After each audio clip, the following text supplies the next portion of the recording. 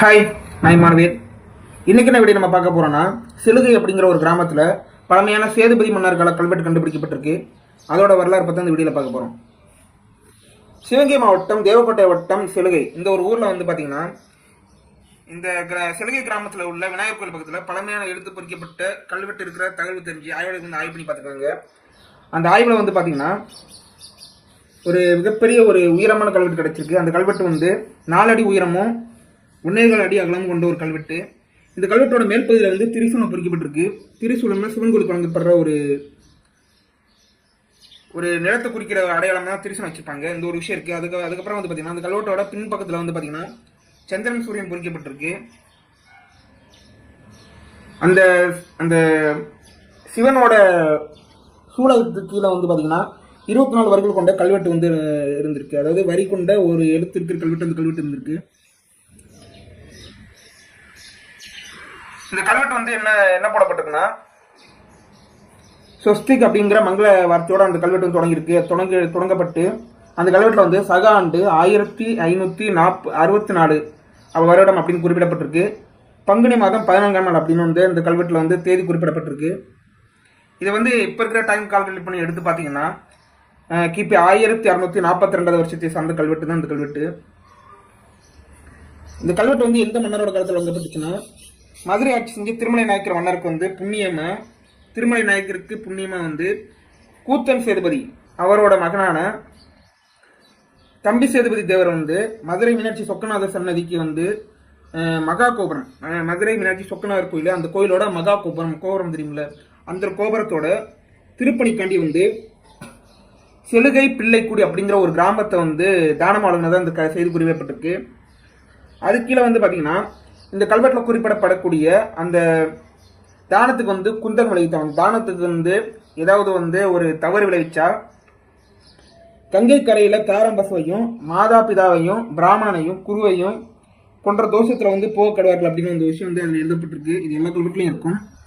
அதாவது இறைவன் அந்த புண்ணியம் செய்யக்கூடிய அந்த ஒரு நிலதானமாகட்டும் ஏதாவது ஒரு தானம் பண்ணாங்கன்னா, அந்த தானத்துக்கு வந்து குந்தகம் இல்லாட்டி தவறு விளைவிச்சா அவங்களுக்கு வந்து புண்ணியம் செய்யாத பாவம் செய்யணும் இந்த கல்வெட்டு குறிப்பிடப்பட்டிருக்கு.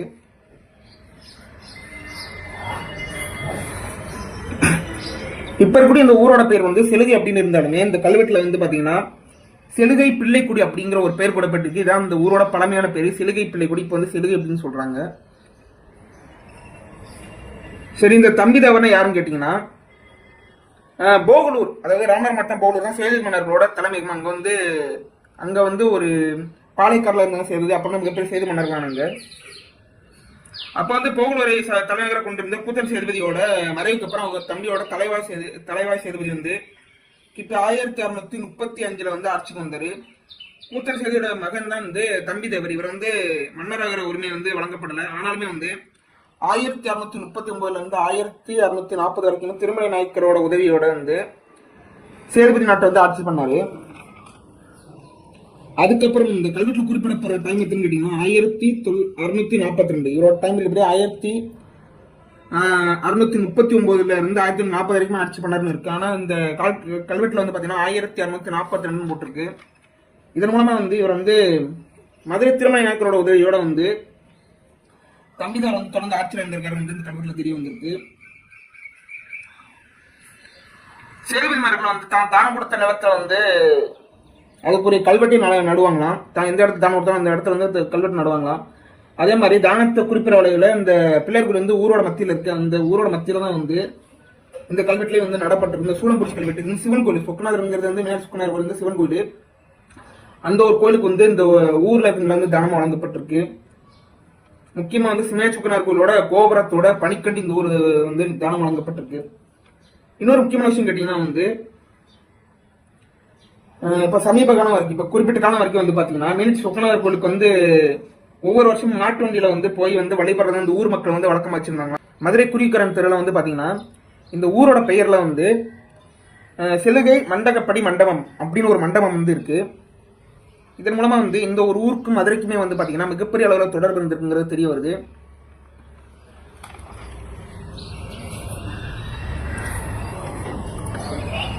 ஸோ இவ்வளோ பழமையாக வந்து இந்த ஒரு சின்ன ஒரு செலுகைங்கிற இந்த ஒரு ஊருக்கும் மதுரை இருக்கிற மதுரை மீனாட்சி சொக்கநாதர் கோயிலுக்குமே சரி, மதுரைக்குமே சரி மிகப்பெரிய அளவு மிகப்பெரிய தொடர்பு வந்திருக்கு.